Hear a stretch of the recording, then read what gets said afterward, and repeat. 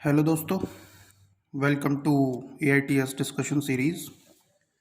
तो हमारे पास क्वेश्चन है, in 200 ml solution of 0.1 molar NaOH and 0.2 molar NH4OH। मेरे पास एक सॉल्यूशन है 200 ml जिसमें 0.1 मोलर NaOH है और 0.2 मोलर NH4OH है। फिर कह रहा है 300 ml of 0.1 molar HCl is added.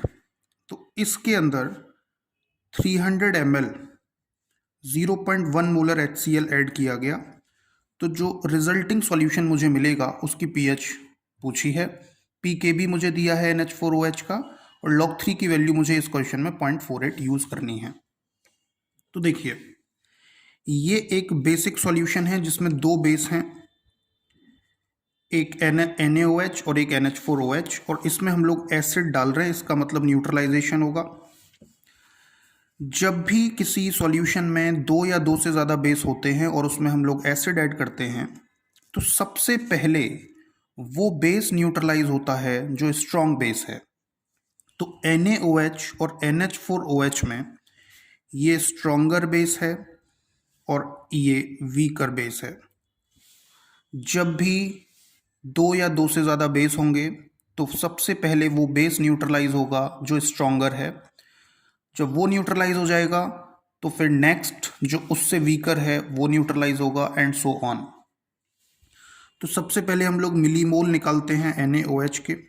तो NaOH की मोलैरिटी 0.1 और वॉल्यूम है 200। There are 20 millimoles of NaOH।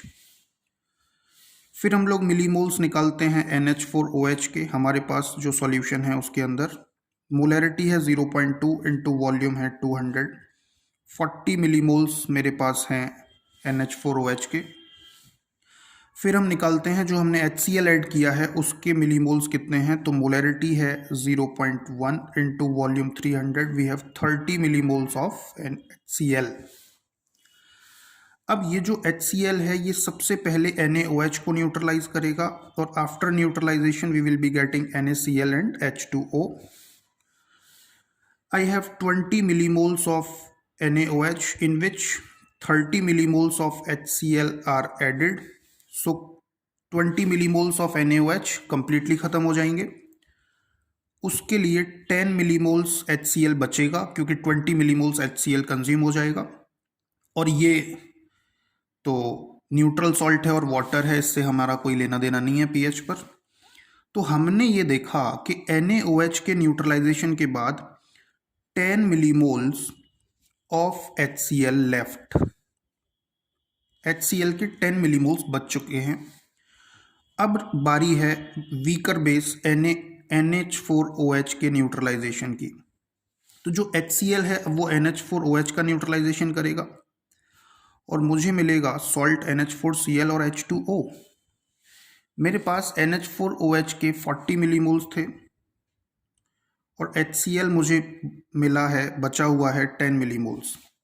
तो ऑब्वियसली NH4OH का कंप्लीट न्यूट्रलाइजेशन नहीं हो पाएगा। 10 millimoles HCl will completely consumed and it will neutralize 10 millimoles of NH4OH। तो सिर्फ 30 मिलीमोल्स NH4OH के बचेंगे और 10 मिलीमोल्स NH4Cl का बन जाएगा। तो मेरे पास सॉल्यूशन के अंदर, रिजल्टिंग सॉल्यूशन के अंदर क्या बचा, NH4OH और NH4Cl, जो कि एक बेसिक बफर होता है।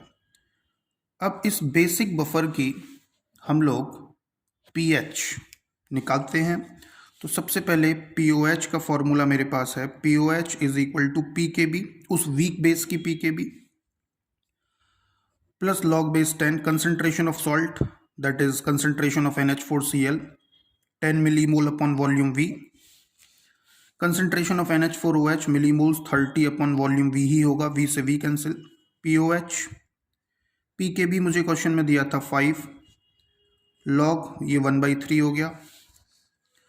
1/3 को मैं लिख सकता हूँ माइनस log 3 और log 3 की वैल्यू मुझे 0.48 दे रखी है। तो यहाँ से जो POH आ रही है दैट इज़ 4.52। मुझे उसने pH पूछा था, तो pH होगा POH 14 minus POH, that is 14 minus 4.52, तो pH आएगी 9.48। यही इस क्वेश्चन का आंसर है। Thank you.